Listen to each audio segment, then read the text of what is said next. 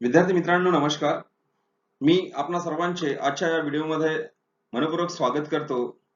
आज आपण पाहणार आहोत प्रकरण क्रमांक 9 भारतातील नाणे बाजार आणि भांडवल बाजार आणि या भागावरील हा तिसरा व्हिडिओ आहे. तर आज आपण बघणार आहोत भारतातील नाणे बाजारामध्ये असंघटित क्षेत्र. असंघटित क्षेत्रामध्ये आपण तीन गोष्टींचा इथे विचार करणार आहोत. ते तीन म्हणजे स्थानिक बँकर्स, सावकार आणि क्रमांक 3 अनियंत्रित बिगर बँक वित्तीय संस्था. या तिन्ही बाबींचा आपण इथे विचार करणार आहोत. त्याच प्रकारे भारतातील नाणे बाजार, भारतातील नाणे बाजाराची भूमिका आणि भारतातील नाणे बाजारातील सुधारणा याविषयी आज आपण इथे सखोल अभ्यास करणार आहोत. भारतातील नाणे बाजार आणि भांडवल बाजार यामधील असंघटित क्षेत्र. भारतातील असंघटित नाणे बाजारात स्थानिक बँकर्स, सावकार आणि अनियंत्रित बिगर बँक वित्तीय मध्यस्थांचा समावेश होतो. आता या ठिकाणी आपल्याला बघायचं आहे की स्थानिक बँकर्स, सावकार आणि अनियंत्रित बिगर बँक वित्तीय मध्यस्थांची इथे कशा प्रकारची भूमिका असते. स्थानिक बँकर्स या वित्तीय मध्यस्थ असतात जे बँक सारखेच कार्य करतात. या स्थानिक बँकर्सच्या माध्यमातून बहुतेक हुंडी सारख्या स्वदेशी अल्पमुदतीच्या पतसाधनांचे व्यवहार करण्यात येतात. साधारणतः शेती, व्यापार आणि उद्योगांना कर्ज पुरवठा करण्यासाठी स्थानिक बँकर्स मदत करतात. स्थानिक बँकर्स ठराविक विशिष्ट गटासाठी काम करतात आणि हे जे स्थानिक बँकर्स आहे यांच्यामध्ये सराफी पेढी म्हणजे सराफ म्हणजे सोनार. पूर्वीच्या काळी सराफ म्हणजे सोनार हे वित्तीय संस्था म्हणजे पैसा पुरवठ्याचे काम करायचे, पैशाचा पतपुरवठा ते करायचे. त्यानंतर अडते कमिशन एजंट हे सुद्धा स्थानिक बँकर्स असतात. व्यापारी, दलाल इत्यादी अशा प्रकारे या लोकांचा समावेश स्थानिक बँकर्स म्हणून केला जातो. त्यानंतर सावकारांची भूमिका सर्वांना माहिती आहे. सावकार जो असतो तो सर्वसामान्यपणे जास्त व्याजदर आकारतो आणि त्याचा व्याजदर हा जास्त असतो.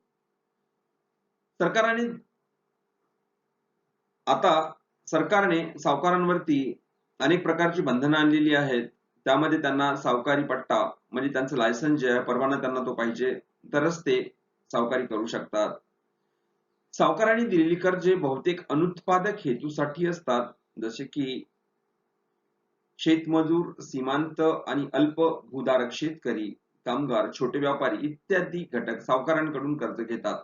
आपल्या गरजा पूर्ण करण्यासाठी, आपल्या दैनंदिन गरजा पूर्ण करण्यासाठी हे सावकार जे आहे, हे सावकार या लोकांना मदत करतात. सावकारांच्या तावडीतून सर्वसामान्य लोकांचे शोषण टाळण्यासाठी रिझर्व्ह बँकेने त्यांच्यावरती अनेक बंधने आणलेली दिसून येतात. त्यानंतर क्रमांक 3 अनियंत्रित बिगर बँक वित्तीय मध्यस्थ. अनियंत्रित बिगर बँक वित्तीय मध्यस्थ यामध्ये चिट फंड्स, निधी, कर्ज कंपन्या इत्यादींचा समावेश होतो. तर चिट फंडातील सदस्य, चिट फंड म्हणजे काय? चिट फंड म्हणजे एक सदस्यांचा गट असतो. काही सदस्य यामध्ये असतात आणि त्या विशिष्ट अटींच्या आधारे, विशिष्ट निकषांच्या आधारे ते चिट फंड चालवतात. जसे की चिट फंडामध्ये 5 मेंबर्स असेल तर 5 मेंबर्स विशिष्ट प्रकारे त्यांच्या जवळची जी रक्कम आहे ते चिट फंडामध्ये टाकतात. त्यानंतर ज्याला कर्ज हवे असेल तो बोली बोलतो आणि ही बोली जी आहे चिठ्ठी किंवा ड्रॉ पद्धतीने केली जाते. म्हणजे ज्या व्यक्तीला कर्ज द्यायचे असेल, जो चिट फंड उचलतो, ज्याला पैसा उचलायचा आहे, तो बोली बोलतो आणि मग ज्यांची बोली सगळ्यात कमी असेल, म्हणजे जर समजा 5 लोकांनी 50,000 रुपये जर जमा केले, 10,000 रुपये जर जमा केले, तर त्यापैकी 3 लोकांना जर पैसा हवा आहे त्यापैकी एकाने 49,000, एकाने 48,000 आणि एकाने 47,000 अशा प्रकारे त्यांनी चिठ्ठी टाकली किंवा बोली बोलली.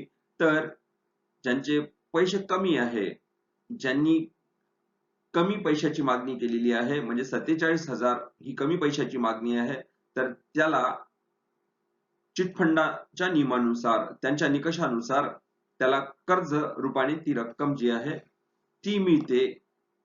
आणि त्यानंतरचे जे सदस्य असतात ते सदस्य मात्र जी वरील रक्कम आहे, म्हणजे 3,000 रुपये जी शिल्लक राहिलेली रक्कम आहे ती, आणि त्यासोबतच जो कर्ज घेतो तो, हे सर्व राहिलेली रक्कम जी आहे ते समान भागात त्यांच्या खात्यामध्ये जमा केली जाते किंवा त्यांना ती मिळत असते, त्यांच्या खात्यावरती ती जमा केली जाते.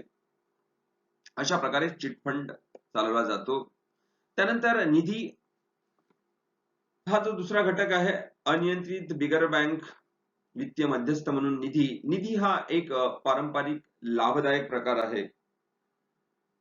निधीचा जर विचार केला तर निधी हा सदस्यांच्या योगदानावर चालतो. यामध्ये अनेक सभासद असतात आणि जे सभासद आहेत, जे सदस्य आहेत, जे मेंबर्स आहेत, त्यांना कमीत कमी व्याजदरांवरती कर्ज उपलब्ध करून दिले जाते. त्यानंतर कर्ज कंपन्या, तिसरं म्हणजे कर्ज कंपन्या. कर्ज कंपन्या या वित्तीय कंपन्या असतात. त्या व्यापाऱ्यांना, लघु उद्योगांना आणि स्वयंरोजगारांना कर्ज पुरवितात. तर अशा प्रकारे इथे आपण अनियंत्रित बिगर बँक वित्तीय मध्यस्थ यामध्ये चिट फंड्स, निधी आणि कर्ज कंपन्या यांची भूमिका आपण इथे बघितलेली आहे. यानंतर भारतातील नाणे बाजाराची भूमिका काय आहे?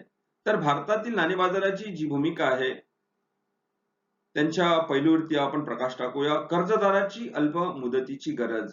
कर्जदाराची अल्प मुदतीची गरज पूर्ण करण्याचं कार्य जे आहे ते नाणे बाजार करत असते. नाणे बाजारातून अल्प मुदतीच्या वित्तीय गरजा कमीत कमी व्याजदरांवरती पूर्ण केल्या जातात. क्रमांक 2, तरलता व्यवस्थापन. नाणे बाजारामध्ये विशिष्ट मौद्रिक धोरणाद्वारे अर्थव्यवस्थेतील तरलता आणि पैशाचे अधिक चांगले व्यवस्थापन केले जाते. यामुळे देशातील आर्थिक स्थैर्य आणि आर्थिक विकास टिकून राहतो किंवा आर्थिक विकासाला इथे चालना मिळते. नाणे बाजार हा एक गतिमान बाजार आहे आणि अशा प्रकारे तरलता जी आहे ती तरलता व्यवस्थापनामध्ये जर असेल तर त्यामुळे आर्थिक विकासाला चालना मिळते. त्यानंतर गुंतवणूक पत्रक व्यवस्थापन. गुंतवणूक पत्र व्यवस्थापन यामध्ये गुंतवणूक करताना वेगवेगळ्या जोखिमी असतात. त्याच प्रकारे जोखिमी सोबत परतावा सुद्धा मिळतो. तर नाणे बाजारात गुंतवणूकदाराच्या जोखीम आणि परताव्याच्या प्राधान्यानुसार बनविलेल्या विविध प्रकारच्या आर्थिक साधनांशी यांचा संबंध असतो. गुंतवणूकदार वेगवेगळ्या वित्तीय मालमत्ताचे तारण ठेवण्यास सक्षम असतात आणि त्यांना या जोखमीसाठी जास्तीत जास्त परतावा मिळत असतो. जसे की गुंतवणूक पत्र व्यवस्थापन करत असताना जोखीमी असतात, परंतु त्यासोबतच त्यांना परतावा सुद्धा मिळत असतो. म्हणजे परतावा म्हणजे रिटर्न सुद्धा मिळत असते, त्याचा मोबदला सुद्धा मिळत असतो. त्यानंतर समतोल यंत्रणा. अल्प मुदतीच्या निधीची मागणी आणि पुरवठा यांच्यात समतोल स्थापित करणे हे नाणे बाजाराचं एक महत्वाचं कार्य आहे. नाणे बाजारामध्ये आपल्याला हे दिसून येते की गुंतवणूक जी आहे, गुंतवणुकीतील प्रवाह आहे, त्यानंतर बचत जी आहे ती गतिशील करून अल्प मुदतीची निधीची मागणी आणि पुरवठा यामध्ये समतोल साधला जातो. अशा प्रकारे निधीची मागणी आणि निधीचा पुरवठा यामध्ये समतोल साधण्याचे कार्य नाणे बाजार करत असते. त्यानंतर सरकारच्या वित्तीय गरजा. सरकारच्या वित्तीय गरजा पूर्ण करण्याचं कार्य नाणे बाजाराला करावं लागतं. नाणे बाजारामध्ये सरकारच्या दृष्टिकोनातून विचार केलास तर ज्याला आपण म्हणतो ट्रेझरी म्हणतो, ट्रेझरी बिल्स किंवा कोषागार देयक या आधारे अल्प मुदतीच्या आर्थिक गरजा, वित्तीय गरजा पूर्ण करण्यास सहाय्यक ठरते. त्यानंतर मौद्रिक विषयक धोरणाची अंमलबजावणी. मौद्रिक विषयक धोरणाची तर मौद्रिक विषयक धोरणाची जी अंमलबजावणी आहे ती मध्यवर्ती बँकेद्वारा लागू केली जाते. मौद्रिक धोरणाची वेगवेगळी उद्दिष्ट असतात आणि पैशाचे व्यवस्थापन करणे हे एक महत्त्वाचे त्यांचे उद्दिष्ट असते.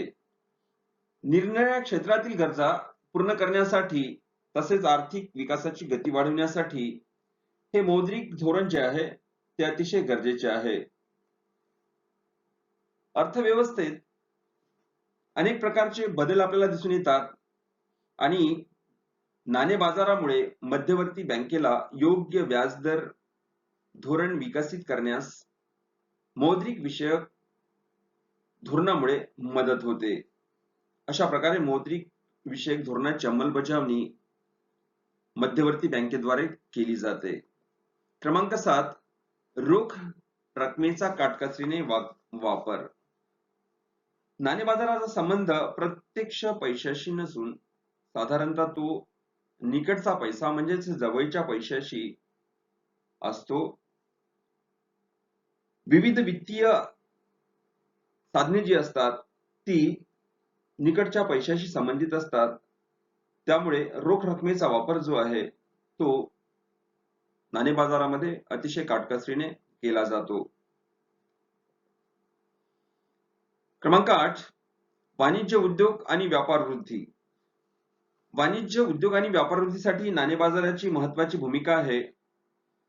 अल्पमुदतीच्या निधीची जर गरज असेल तर स्थानिक आणि आंतरराष्ट्रीय व्यापाऱ्यांना हुंडी वटवण्याची सुविधा नाणे बाजार उपलब्ध करून देतो. तसेच नाणे बाजारातून कृषी आणि लघु उद्योगांसाठी सुद्धा भांडवल जे आहे ते भांडवल उपलब्ध करून दिले जाते. यामुळे वाणिज्य उद्योग आणि व्यापार यांच्या विकासामध्ये नाणे बाजाराची महत्त्वाची भूमिका आहे. त्यानंतर आपण बघणार आहोत नाणे बाजारातील सुधारणा. नाणे बाजारात कोणकोणत्या प्रकारच्या सुधारणा करण्यात आल्या. वेगवेगळ्या मुदतपूर्ण कालावधीची कोषागार बिले, ट्रेझरी बिल ज्याला म्हणतो आपण, व्यावसायिक पत्रके, ठेवीचे प्रमाणपत्र आणि नाणे बाजार म्युच्युअल फंड. नाणे बाजार म्युच्युअल फंड याला म्हणतो आपण MMMF, MMF. इथे मनी मार्केट म्युच्युअल फंड याला म्हणतो आपण मनी मार्केट म्युच्युअल फंड. अशा प्रकारे या नवीन साधनांचा समावेश नाणे बाजारात करण्यात आलेला आहे.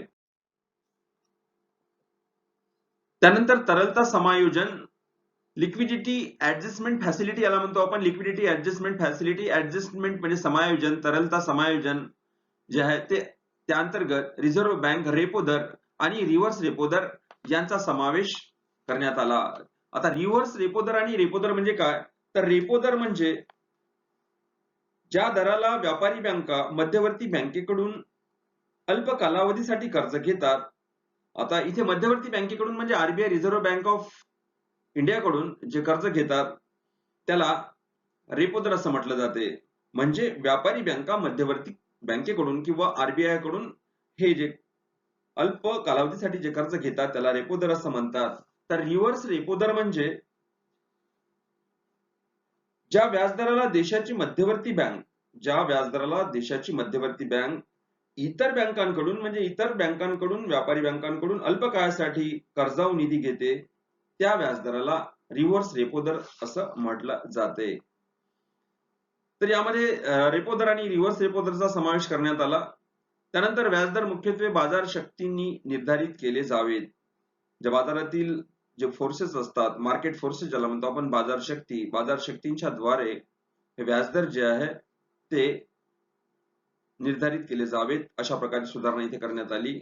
त्यानंतर नेफ्ट हा शब्द आहे. नेफ्ट म्हणजे ज्याला म्हणतो आपण national electronic fund transfer, national electronic fund transfer. आणि अशा प्रकारे फंड ट्रान्सफर म्हणजे निधी एका ठिकाणून दुसऱ्या ठिकाणी पाठवण्यासाठी, एका बँक खात्यातून दुसऱ्या बँक खात्यात पाठवण्यासाठी, म्हणजे एका व्यक्तीचा निधी दुसऱ्या व्यक्तीकडे पाठवण्यासाठी याचा वापर केला जातो. त्यानंतर रिअल टाइम ग्रॉस सेटलमेंट, याला आरटीजीएस म्हणतो. 2 लाखापेक्षा जास्त पैसे जर समजा एखाद्याला पाठवायचे असेल तर त्यासाठी, आणि ते लवकरात लवकर जर पाठवायचे असेल तर आरटीजीएसचा वापर केला जातो. ह्या निधी हस्तांतरणाच्या सुधारणा सुद्धा करण्यात आल्या. त्यानंतर जसं नेफ्ट आहे, तर नेफ्ट सारखंच जसं आयएमपीएस सुद्धा वापरलं जाते. त्यानंतर तांत्रिक प्रगती आणण्यासाठी तांत्रिक व्यवहार प्रणाली सुरू केलेली आहे. आता जवळपास आपण सर्वत्र बघतो, नाणे बाजारामध्ये आपल्याला तांत्रिक व्यवहार प्रणाली दिसून येते, ज्याला आपण इलेक्ट्रॉनिक डीलिंग सिस्टम असं म्हणतो. इलेक्ट्रॉनिक डीलिंग सिस्टम, इलेक्ट्रॉनिक म्हणजे तांत्रिक, डीलिंग म्हणजे व्यवहार, आणि प्रणाली सिस्टम. अशा प्रकारे तांत्रिक प्रगती आणण्यासाठी, म्हणजे नाणे बाजारामध्ये ह्या सगळ्या ज्या बाबी आहेत, ह्या सुधारणा आपल्याला इथे झालेल्या दिसून येतात. तर विद्यार्थी मित्रांनो, आपण आज नाणे बाजार, त्यानंतर नाणे बाजाराची भूमिका आणि नाणे बाजारातील सुधारणा या बाबींचा आपण अभ्यास केलेला आहे. आणि यानंतर पुढील व्हिडिओमध्ये आपण भांडवल बाजार म्हणजे काय, भांडवल बाजार आपण पाहणार आहोत. तर विद्यार्थी मित्रांनो, हा व्हिडिओ ऐकला त्याबद्दल धन्यवाद.